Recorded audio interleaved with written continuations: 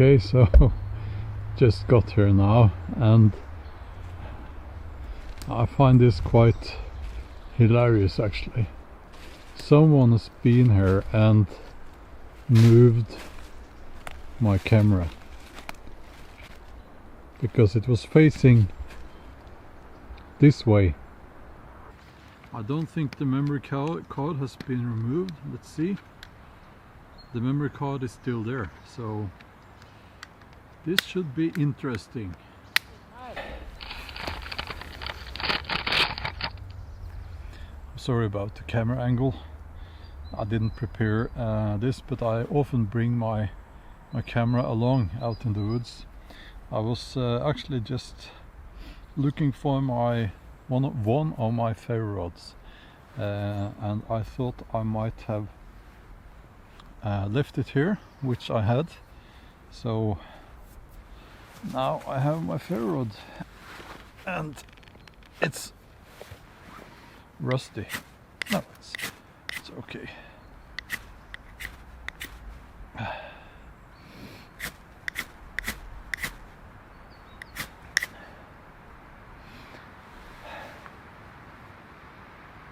Yeah, it's strange. I'm in a part of the woodland near my home where they have taken down a lot of trees, and it's not like it's being responsibly done. They take all the trees in one area, they leave nothing. And then I don't know if you heard that internationally Norway is known as a environmentally friendly country. I don't think that's true. And when it comes to forestry, they say they have to plant a tree for each tree they take down, which they do, but now if it's up there, and you can I'll show you not in this video, in the later video, because I really want to get back home and have a look at the camera, this one, to see who tampered with it. But those little new trees that they put down, you know, they're like this big, and it will take like 50 years before they get to the size, well, like the tree behind me, I would guess it's 30 years old, and it just takes like decades, literally decades, and I feel that law that they have to plant a tree for each tree they take down, it's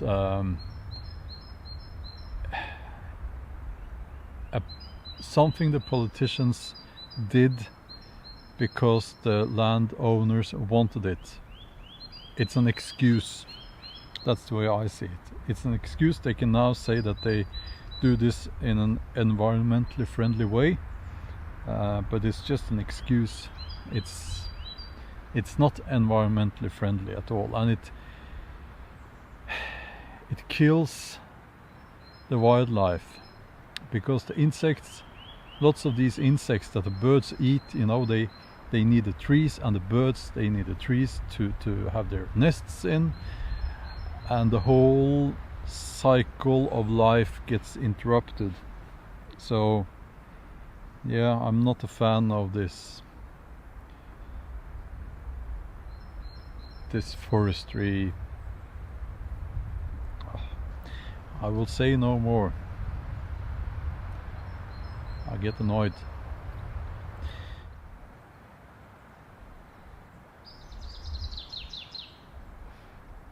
It's wonderful now.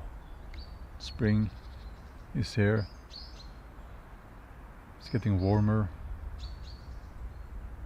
and in, I guess, 3 weeks, maybe 4, we will have leaves on the trees. I'm always looking forward to that. I like green leaves. So beautiful.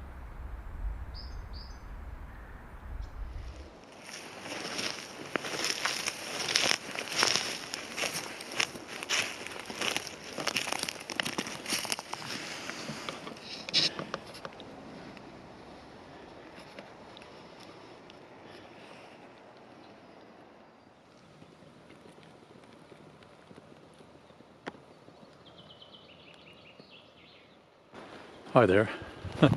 I have a new game cam, trail cam, and ants.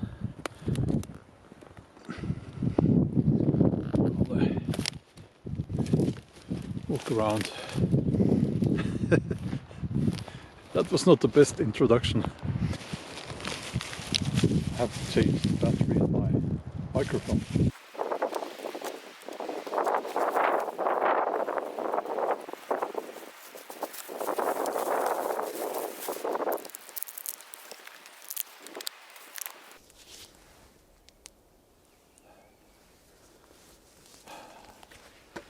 Okay, so I'm sure that you have heard that we should all try to live in the present, and we would be happier if we didn't worry so much about the future. The past is gone and we can't control the future, so we should live in the present. I tried to do that. I really did try very hard to do that because it's a very good idea, and I kind of agree, but here's the thing. As human beings, we can't access the present. Let me explain. And this is, I feel, a concept that's very important that we grasp before we move on towards happiness. Now, the present has no time. The present is gone the moment you think about it. When I say now, it's already in the past. When I think now, even that is in the past. Now, there is a past and there is a future, and the present is the border between those. So, I would like to redefine what it means to live in the present, because when we say that, we don't really talk about the present, we're talking about the near future. And for all those who struggle with this concept of living in the present, I feel if we can just skip the whole present thing, we would be better off, and it would be much easier for us to do that, to live in the present, only that we're not living in the present, we are living in the near future, or the near past even. And I find myself worrying too much about the future. What I try to do is to say to myself, can I be okay with controlling a shorter amount of the future? Now let me explain. Well, let me ask you this. Do you have to control 100 years into the future in order to be happy or to be content? 100 years. Of course, you don't expect to control your life 100 years from now on. Most of us will be dead in 100 years. And we're okay with that. So at the other end of the scale, let me ask you, would you be okay with controlling only like 10 seconds of your future? Probably not. And those who say that they're okay with that, they are probably lying. So let's say 10 years. Do you demand, do you expect, and do you have to control 10 years of your future? For me, 10 years, I would like to control some parts of it, but I know that a lot can happen. during the next 10 years. Knock wood, I hope everything will be okay. But then we move towards the other side of the scale again. Will I be okay controlling like 1 hour of my future? Or do I have to control more than that? I would like to control more than 1 hour of my future, but how long do I have to be able to control to be content? And I feel that there are times, especially when bad things are happening in our lives, when we need to shorten that amount of time. So maybe you can tell yourself, okay, today I am okay with controlling only this day. And after work, I'm going to go home and I'm going to have a dinner. I know what's going to be for dinner, and I'm going to, I don't know, watch a TV show. Well, that was not the best example, but you get my meaning here. And then I'm going to go to bed and everything will be okay. Nothing bad will happen today. And if we can be okay with shortening the time, the amount of time of the future that we control, I think we will be happier and we will be we won't worry so much about the future, because as I said, if you expect to control 100 years into the future, you're going to be disappointed and dead. And if you say to yourself, okay, I'm okay with controlling only 1 minute of my future, why would you plan for anything? Why would you go to work? Why would you save up money? So try to figure out how much of the future you need to control in order to be content or happy. I try to do that, and last few weeks have been very tough for me, and I have gotten by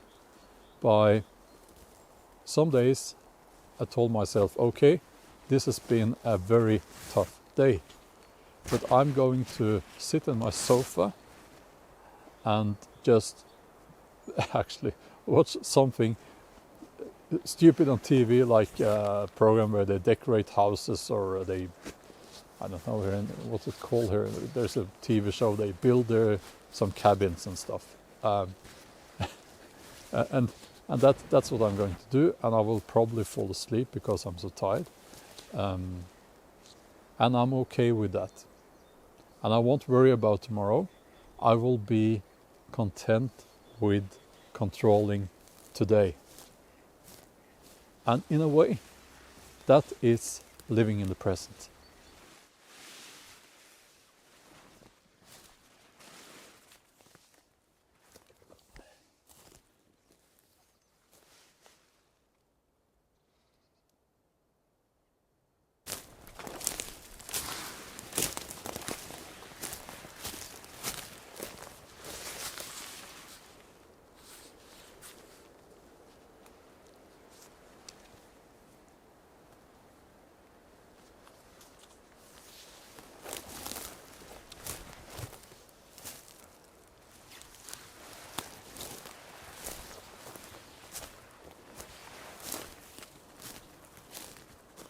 Okay, so I thought maybe I should hide my skills when it comes to hanging a hammock, because I don't really have any. And my experience when it comes to hammock camping is very limited. So I'm a man of the sea, and my nuts are also of the sea.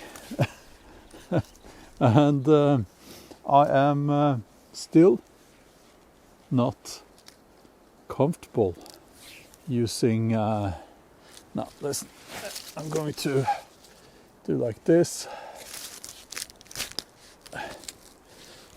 Yeah, so I am not the one to teach you how to hang a hammock, but my knots are very solid though. They are, and it's kind of second nature to me to make these knots. It's the knots I use on board my boat, but I do realize, of course, that those are not necessarily the knots that is supposed to be used hanging a hammock. So I'll do some studying. I'll watch some YouTube videos, and I'll get back to showing you how to hang a hammock properly using hammock knots. Yeah, so I can show you what I do. Okay, so I am looking at the screen at the side of the camera just to check that my knot is inside the screen. Okay, now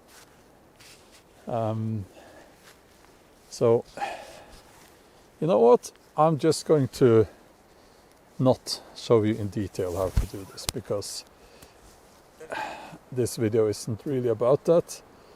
But the thing is, I can do this literally in the dark while my boat is going like this, up and down, and it's a nice, very lovely knot. Let me give you a close-up. Looks nice.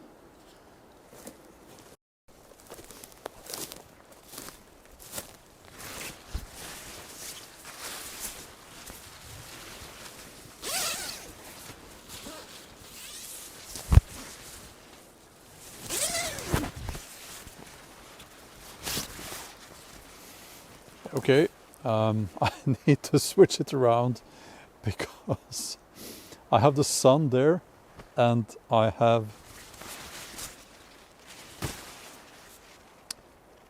to face you this way. I can't move the camera around. Like in last video, all you could see was the sun. So I'll switch everything around.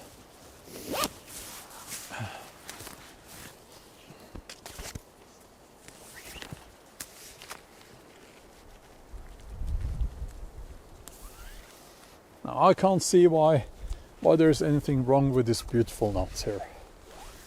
I use it all the time in my boat. Why can I not use it here?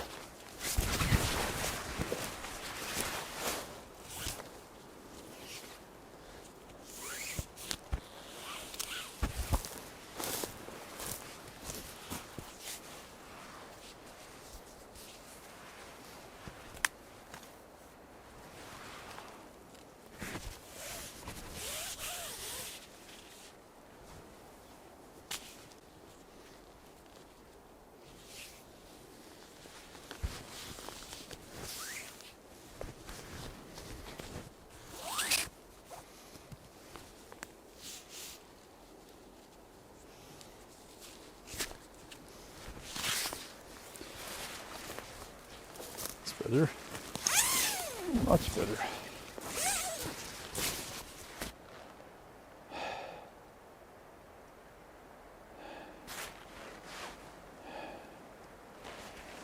And you know what? I have actually a secret. No, it's not a secret, but hang on.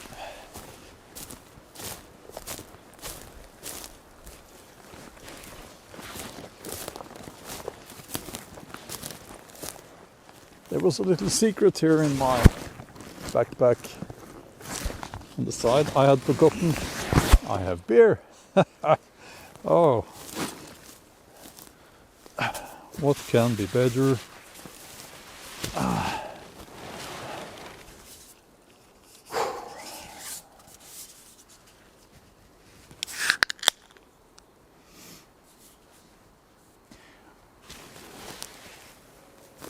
Cheers.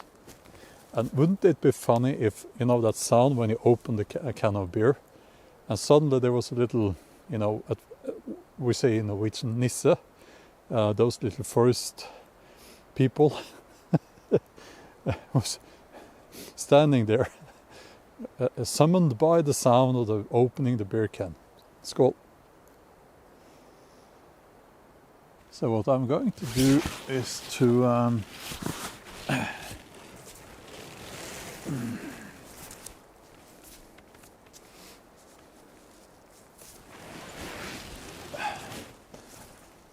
yeah. What I'm going to do is to leave the hammock here.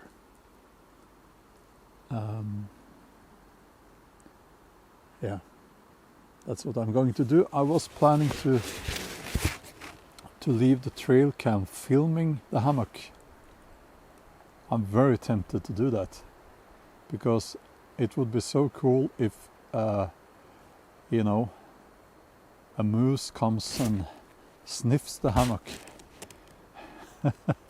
or one of those nisse, the forest people, lies in the hammock drinking some forest beer. But probably the trail cam will pick up the, you know, the movement of the hammock in the wind. So that won't work very well. So I'm going to find somewhere nearby and put the trail cam there. Let me know in the comments if it's called a trail cam or a game cam, or both. And let me tell you why I am not very experienced when it comes to hammock camping. Two reasons for that.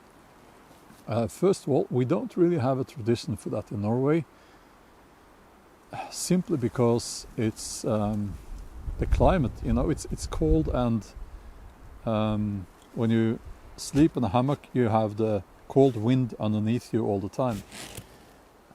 But now, because mainly I feel because of the ticks, lots more ticks now in the woods, hammock is really the only safe option during summer. And during summer it's warm, so it's not a problem with the cold. And the other reason why I'm not very experienced hanging the hammock is that and there's a video, I made a video. I bought a very excellent, I must say, hammock draumer hammocks where you sleep, you know, 90 degrees. If I do like this and you sleep this way. So if you have problems sleeping in a normal hammock, then those might be the option for you. I ended up lowering those down to the ground because I move around a lot when I sleep, and so it didn't work very well. Kind of the inflatable mattress underneath me and kind of flipped up and down a bit too much. So I prefer these traditional hammocks now. Also, I'll show you my new campfire setup. My new system. That's I have figured out how to do it and do it without setting the forest on fire. So I'll finish my beer and I'll show you. This one is a bit.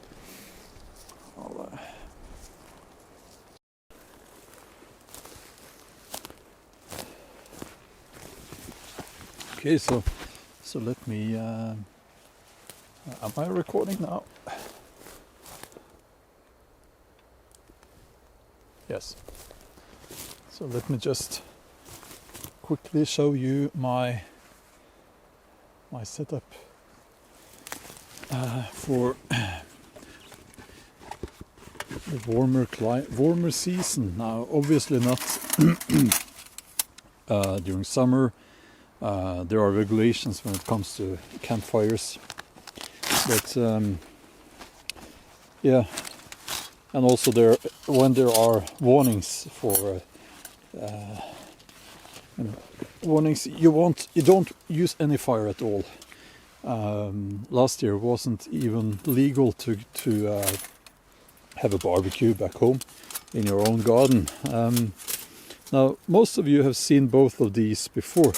Here's my folding fire pan, and this is my bush box titanium. So I was thinking, you know, the problem with these is that you have some embers and stuff, ashes falling out. I could do like this. That would be very safe. Obviously not on this kind of ground, but on a rocky surface. Put this at the bottom and this on the top, like this, and you have your fire in here. Wouldn't that be a safe option?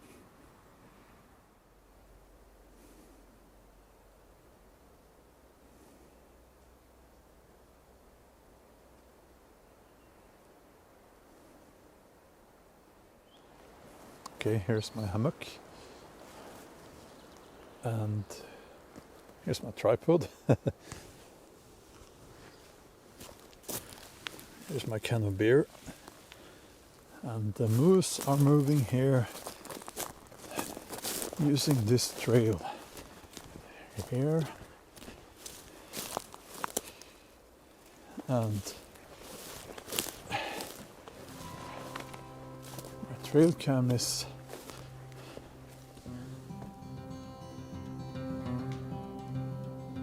over there. You can see it.